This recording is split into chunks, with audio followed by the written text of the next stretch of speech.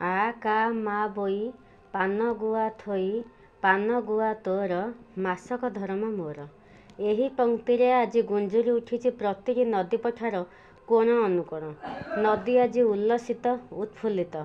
ଆଜିର ପାହାନ୍ତିଆ ସୂର୍ଯ୍ୟଙ୍କର ସୁନେଲି କିରଣରେ ଝଲସି ଉଠୁଥିଲା ଭିନ୍ନ ଏକ ଆଶା ଓ ଉଦ୍ଦୀପନାର ଝଲକ। ମାଟି ମା ଆଜି ଅନୁଭବ କରୁଥିଲା ଅତୀତର ଗର୍ବ ଆଉ ଗୌରବର ଭାବ।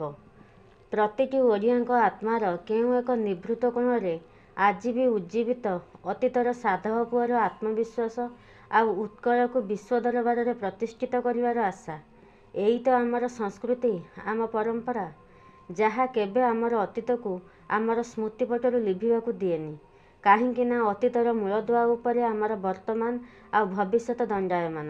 ଯେଉଁଠି ଅତୀତ ଆମ ପାଇଁ ବିଲୁପ୍ତ, ସେଠାରେ ବୋଧହୁଏ ବର୍ତ୍ତମାନ ଆଉ ଭବିଷ୍ୟତ ତାସପାଲିର ଘର ପରି। ଯାହା ବି ହେଉ, ଆଜିର ଦିନଟି ଆମର ସଂସ୍କୃତି ପରମ୍ପରା ଉପରେ ଯେପରି ପର୍ଯ୍ୟବେସିତ, ଆମର ଆର୍ଥିକ ମାନଦଣ୍ଡର କର୍ଣ୍ଣଧାର ମଧ୍ୟ। କାରଣ ଏହି ଦିନ ସାଧବ ପୁଅମାନଙ୍କ ଆଖିରେ ଦରିଆକୂଳ ପ୍ରଥମ ଥର ପାଇଁ ଦେଖିଥିଲା ସେମାନଙ୍କର ବାଣିଜ୍ୟ କାରବାରରେ ସଫଳତାର ଝଲକ, ନିଜର ମାଟି ମାଆକୁ ସମୃଦ୍ଧ ଓ ଦୃଢ଼ କରିବାର ପ୍ରଚେଷ୍ଟା।